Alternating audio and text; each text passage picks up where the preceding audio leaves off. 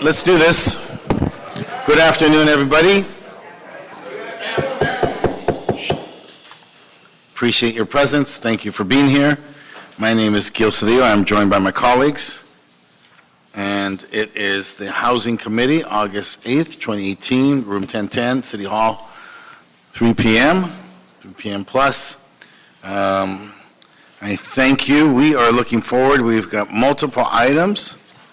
And I've got Mr. Goat and Herman. Please join us. You've got 2 minutes multiple, 1 minute general. You've got 3 minutes. Yes, excellent. That's good. So yes, we have the REAP program graduates. That's right. It's kind of like graduation day for landlords. But one property we looked at yesterday was in Mr. Huzar's district, number 25. 355 North Chicago Street. What a clean and nicely kept property. It shouldn't have been in the REAP program in the first place. But because Jose Huizar was involved, that slippery, sleek little asshole, yes, they put this property unnecessarily in REAP. So we want all of the legal fees and costs refunded on number 25 to the landlord. Yes. Yes, sir.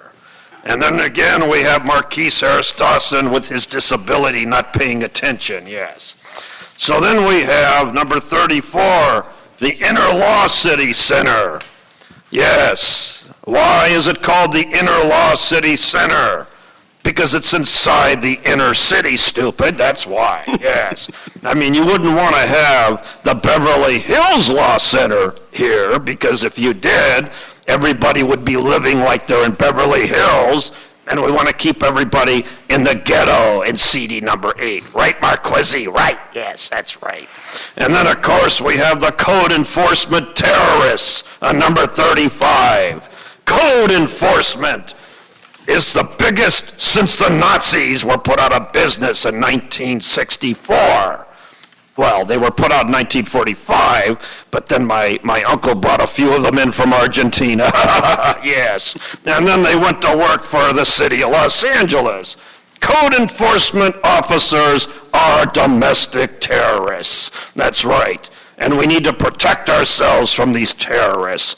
So everybody who gets a notice should be given free of charge, every landlord, a independent certified attorney who's licensed and bonded.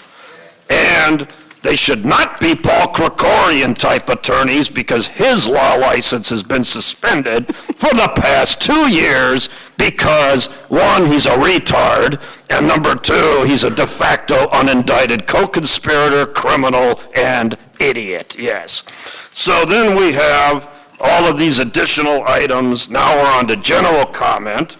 And of course, in the general comments, we had something that Marquisi Harris Dawson said to my friend Mr. Herman. He said, "Fuck you," and that was about 2 months ago. I said that? Yes, he did. Yes. I can't imagine why. Yes, he said, "Fuck you." Legally, yes, that's right. You see, we're just a big happy family. Thank you, sir. Finally, settle Mr. Spindler's case so he can become a human being again. Thank you so much. Mr. Herman, thank you for joining us today. So as you notice on item number 32, the typo error, utilize additional free closure registry program penalty fees. That's something I believe Mr. Dawson erred on, but nothing to my surprise. You see, when the bro goes bald, shows you that Huzar is a part of his crowd. So item 25, resolution removing the property located at 355 North Chicago Street. Well, last night I was in Chicago Street with Huzar's wife. She was giving out all these little surprises, but I didn't get there on goddamn time due to the fact that I was attending a meeting about the community. Then I go into the other item on item 12 regarding the default bad credit debt of Herman Jason Wesson, a.k.a. Herbie. Now Herbie's trying to remove property at South Harcourt Avenue. Well, if I'm not mistakenly right or wrong, am I to point out that Herman Jason Wesson could not pay his 2 mortgages? So who's crazy here, nigga? Who's crazy? And when you go into CD5, like on item 16 of Peppa Pig, and you find out that off of North Carson or Cursing on Avenue, I sure hell know how to curse. I was brought up in Boyle Heights. We learn how to curse real fast, you see. But Paul Correct's resolution of removing the property should be waived. All these liens should be waived and forgiven. The same way Paul Kokorian under REAP can't practice California law no more because he has an inactive bar license 115593. Now, how would I remember that? Because I'm a goddamn fool like him. I forgot to pay. Now into my general public comment. Notice to you defendants, I am stating for the record, under the American Disability Act, ADA 42 U.S.C. 121-81/121-89, let me be more specific. Complaints and allegations under Title III for reasonable accommodations, I find you under notice of parties, to you the parties, that ADA disability access litigation may be enforced against the city of Los Angeles for retaliation, intimidation, and more so, fucking with Mr. Herman. Fuck you, Dawson, 42 U.S.C. 1983. Thank you, Mr. Herman. Let me, that closes public comment. And let's move forward. We have a slew of consent items. We'd like to move those items. Move. Items 1 through 8, items 10 through 32, and item number 35 have been moved for consent. Concur, Mr. Kokorian? Those items are now dispensed with. I would like to move item number 9, that we continue item number 9. A second? Second? Second. Thank you. And then I also would like to move that we continue item 34 for 2 weeks.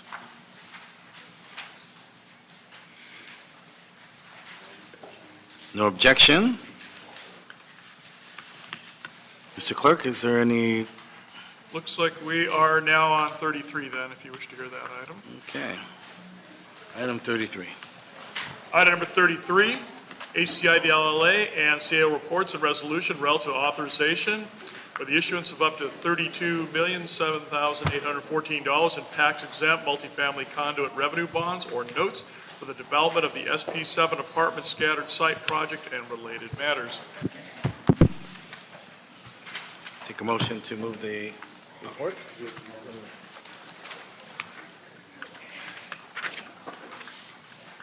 Amend the CAO report to include the below request as recommendation number 3.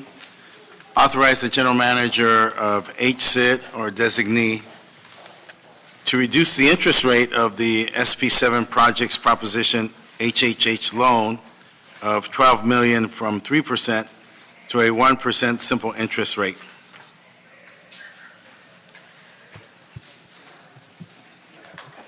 No objection to the amendment? Can we adopt the CAO report with that amendment? Yes? Yes. No objection. Yes. No objection? Mr. Clerk, that's item 33. Okay.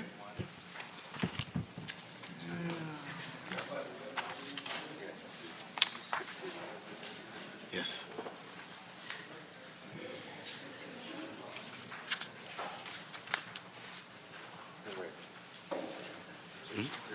Yeah.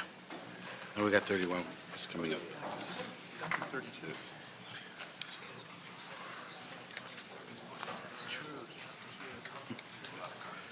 Mr. Chair, did we approve item 31 or? No, we have to Okay. address that. No. No, we're coming up. Saving the meat for the end of the meal. These are all appetizers. Are we ready for the meat?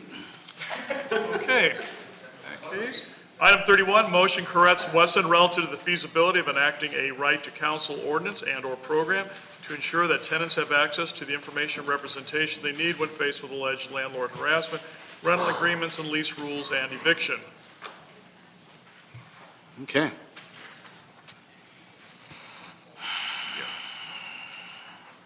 Start with public comment. Okay. Let's go, everybody. Ready? Jerry Jones, Steve Ducey, and Jane Demian.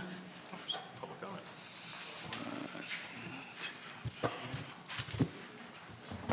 And Cassandra Goodman.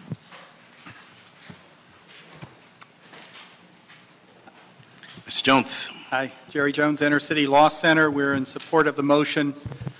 Basic fairness dictates that if one side of an eviction proceeding has legal representation, the other side should have representation too, and that equality before the law shouldn't depend on income level. If you can't afford an attorney, one should be provided for you, especially in a case so serious that you might lose your housing. That's not only just policy, but it's also smart policy. As this committee knows all too well, we are spending a lot of money per unit on homelessness housing in Los Angeles. Many people who are on the streets are there because they've been unfairly evicted. They've lost their housing. And so compared to the high cost of solving homelessness and the incredible hardship of living through it, eviction defense is a relatively inexpensive way to prevent people from becoming homeless in the first place. Thank you. Thank you. Steve? Yeah, hi. I'm Steve Ducey. I'm with the Democratic Socialists of America, Los Angeles. I'm also on the board of the Central Hollywood Neighborhood Council, but I'm strictly speaking on behalf of myself here today. What's the first group you're in? Democratic Socialists of America, Los Angeles.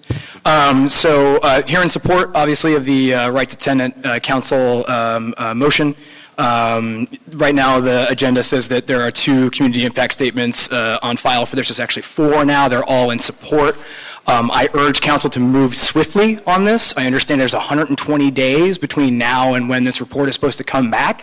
In the first half of this year, we've lost 997 units of rent-stabilized housing to the Ellis Act. That's a rate of 5.5 a day. So in that 120-day period between now and then, we're going to lose another 660 units. It took us 3 years to get a short-term rental ordinance that still has a lot of problems. If it takes that long for us to get this program forward, we're looking at 6,000 units lost.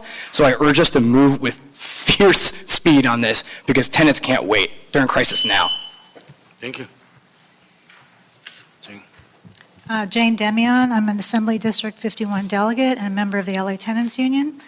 I just want to point out there were 6 community impact statements submitted to the council file, but only 2 are on this agenda.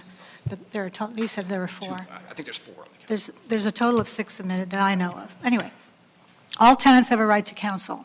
Some tenants cannot afford an attorney, so if they are faced with an illegal eviction and do not have an attorney, they will lose.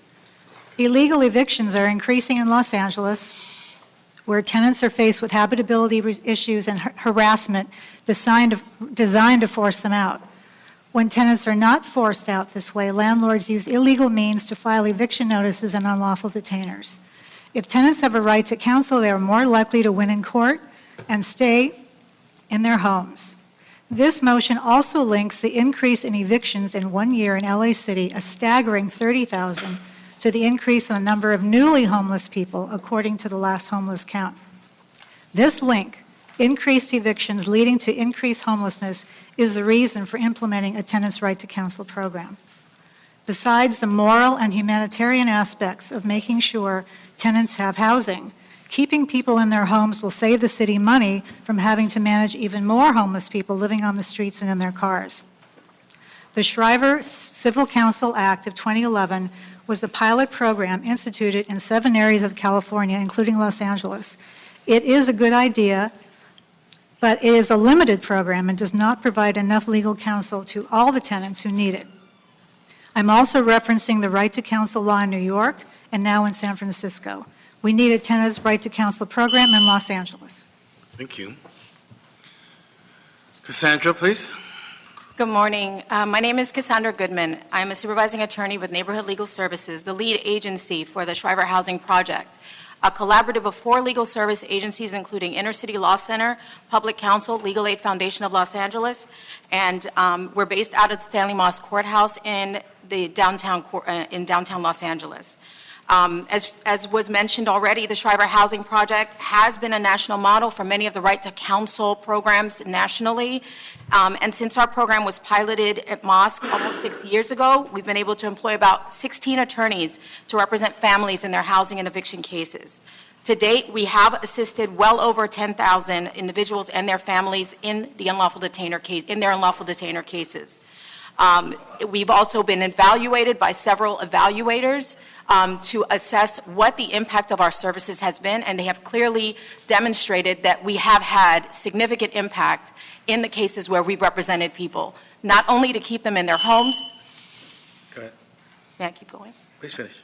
Not only to keep them in their homes, but also to provide a soft landing for them in the event that they would like to move. And they have found that we've been able to actually get them to at least 3 months of move time on average when they are represented by an attorney as opposed to when they are representing themselves. Thank you. And so we support this effort to expand right to counsel in LA.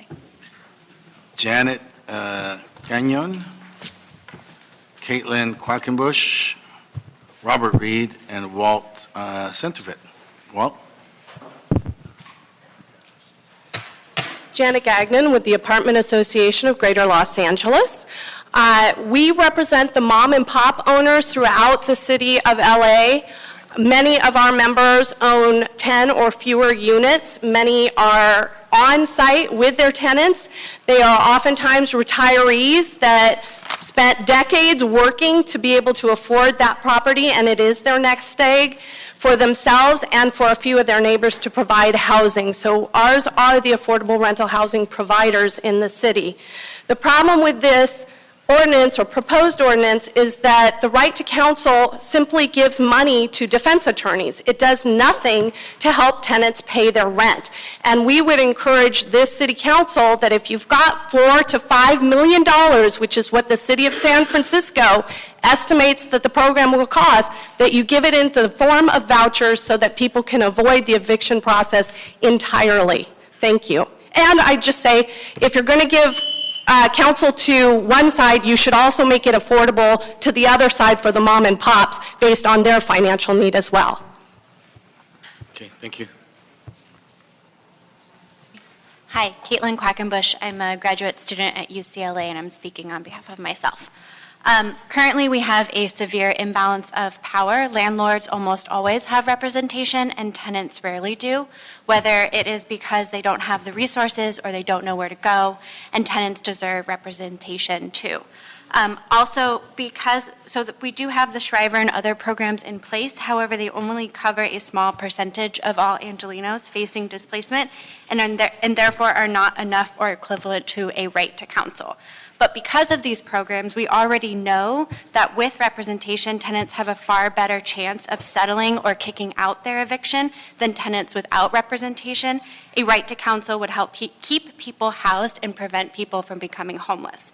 And finally, shelter services for people that continue to lose their housing would cost the city much more than keeping people housed, and a right to counsel is an essential part of helping keep people housed. Thanks. Thank you.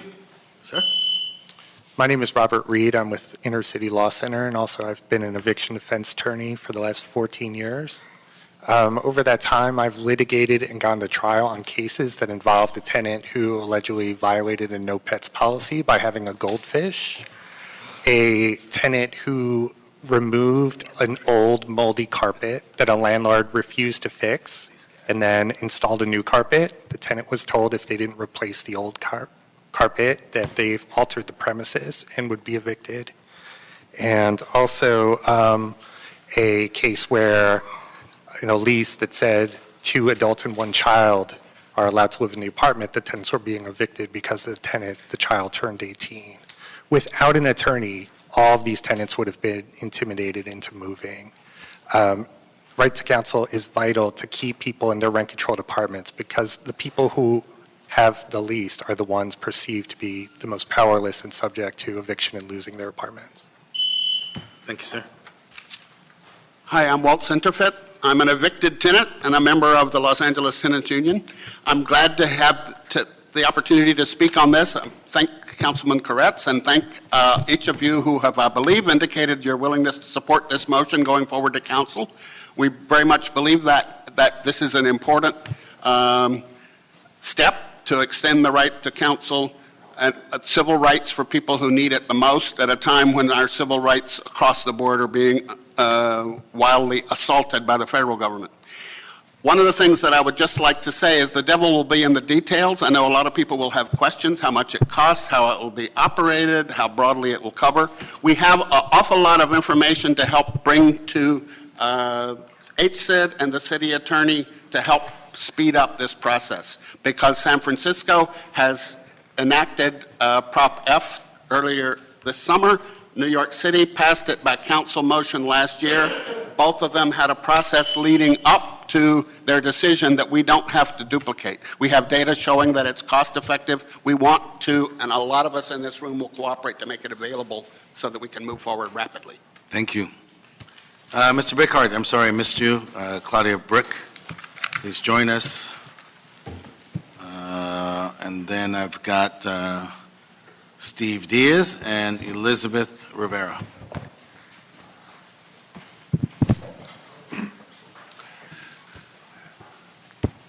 Yeah, good afternoon. Jim Bickhardt, representing Councilmember Paul Koretz, the maker of the motion.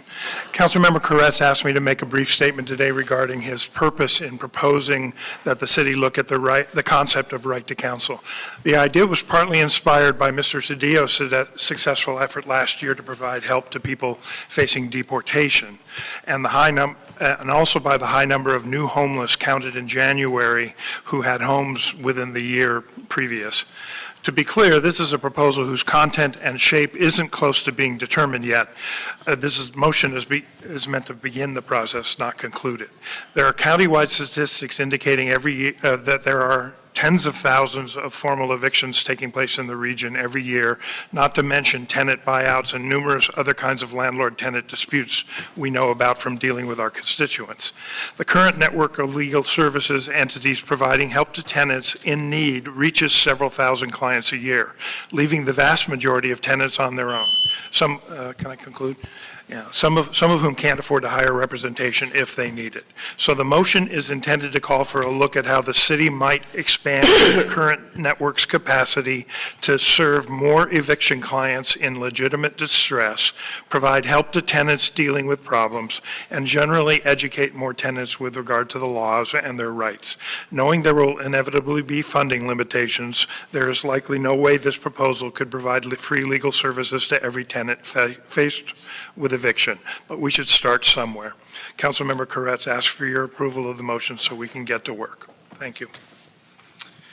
Ms. Brick. Thank you. I am a resident of Council District 8 and a member of the Freedom Socialist Party, whom I represent here in Los Angeles, with a very strong agreement with this motion, and know that it would be of great use to a great many poor people, many of whom try to fight eviction with no help. It's cheaper to keep people housed than it is to rehouse them or to provide services on the streets. It would deter landlords if they know that tenants have representation, would deter landlords from filing a lot of the frivolous, unlawful detainer motions that they currently do. And the landlord almost always has representation. The tenants need to be represented as well. Even as the one other person said, they might not even know where to go. So we support this motion wholeheartedly. Thank you. Thank you. Mr. Diaz. Thank you, Chairman. My name is Steve Diaz, and I am with the Los Angeles Community Action Network, LA CAN. We're here, along with many others, to support the movement or the moving forward of this process. We understand that this is the beginning, and that the process still needs to be cooked, quote unquote. We urge that issues such as harassment be included, and that a broad, holistic idea, concept around tenant issues and the need for council be included in this process as we move forward, to include issues of harassment, evictions, and make it as broad as possible. Lastly, we look forward to working with the council offices and the Housing Committee Chair in ensuring that this moves forward in a timely manner. Thank you. Thank you. Ms. Rivera? Buenas tardes, mi nombre es Elisabeth Rivera. Quiero decirles de la importancia de ser representado por un abogado cuando lo quieren desalojar a uno. Yo tuve la suerte de poder ser representada por un abogado de la corte y ahí me di cuenta cómo otras personas fueron anuladas por no llevar un abogado y perdieron sus casos. Mis vecinos fueron desalojados y no tuvieron ni tiempo ni dinero para moverse por no tener un abogado. Yo me moví después de ganar tiempo extra para moverme y dinero. Gracias. Thank you. Her name is Elisabeth Rivera. She had to move out of her home, but she was represented, luckily, and she was able to obtain extra time to move out and money. And she knows the importance of having an attorney representing her. She witnessed at the time when she went to court how many other people who didn't have an attorney lost their cases, including some of her neighbors. So she is for these attorneys, representation for whenever people are being evicted. Thank you. Okay, thank you. Kelly Evans?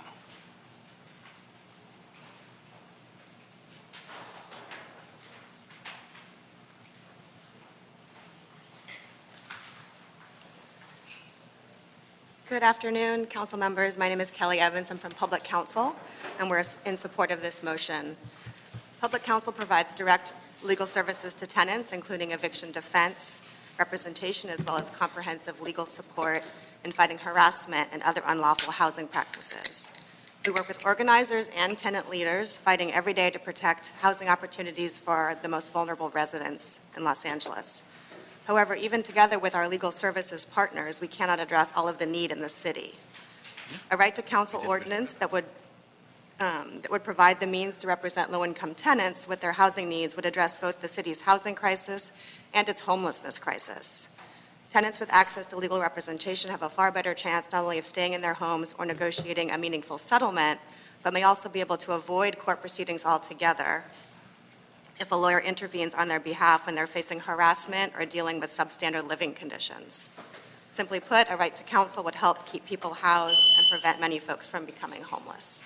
Thank you. Colleagues, I have a motion to adopt. Any comment? Any questions? We'll discuss the fiscal policy somewhere else, right? Motion to pass the motion? Just a comment, and is there any staff that we can ask a question? If there is, I have a couple questions. I wanted to applaud the council member for bringing this idea forward and the activists for pushing it. One of the biggest problems in our district is just everyday people don't know the rules, and owners send letters saying you have to move for this reason or that reason, and there's really nowhere to turn except for the council office, which is really not an appropriate place for people to have to reach out for help. But as of now, there's not really a set place for them to do that, and so we're happy that this discussion is taking place. I just wanted to get a sense if we have some idea for what the main categories are for tenant evictions. Is it in fact mainly rent, or is it other issues like some of the attorneys set before us and described? Claudia Monterrosa, Director for Public Policy and Research at ACID LA. Good afternoon, council members. We actually have been looking at this item as one of the adopted strategies from the assessment of fair housing. So we have been actually engaging in some research and looking at some of these existing projects, such as San Francisco and New York and the Shriver Act. Based on that very initial research, we do understand that the majority of the cases are for non-payment. But we don't know and we can't differentiate whether, how, or why those non-payment cases are taking place, if it's just a matter of a few dollars, or is it something consistent that folks cannot pay the rent. So I think that's something that needs to be drilled down further more in contacting these other localities, and also to work with the Shriver project folks.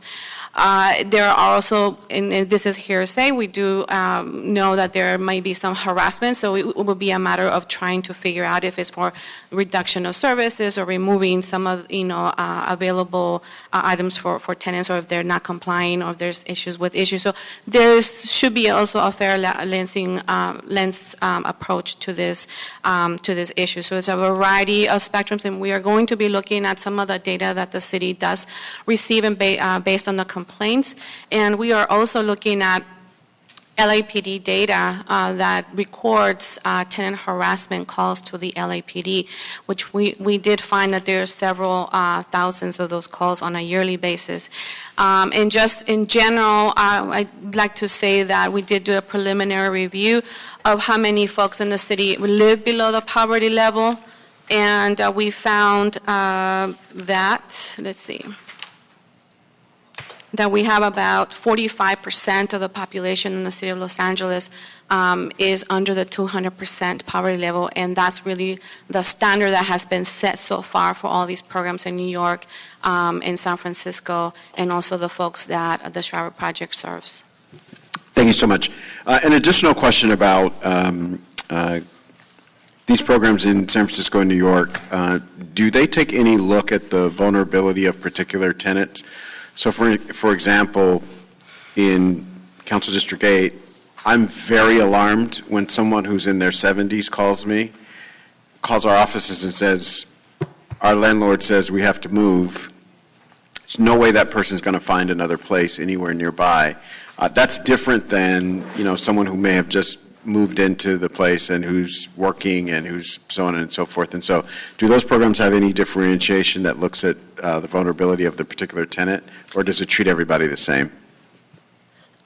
I don't have the response to that. We would have to establish contact with them, and we're currently contacting San Francisco and New York. I think New York has various levels of services. Yes. They have bundled and unbundled services, and for various circumstances, so we would have to really get down their specific scope of work, and particularly in New York, because they have such a robust budget allocation for the Right to Counsel program that got enacted last year. Perfect. Thank you so much. Nothing further, Mr. Chair. Yeah. ¿Algo más? No? Any other matters? Motion is moved. Mr. Clerk, anything else on the agenda? That finishes the agenda. That finishes the agenda. Do I hear a motion to adjourn? Seconded. Seconded. So.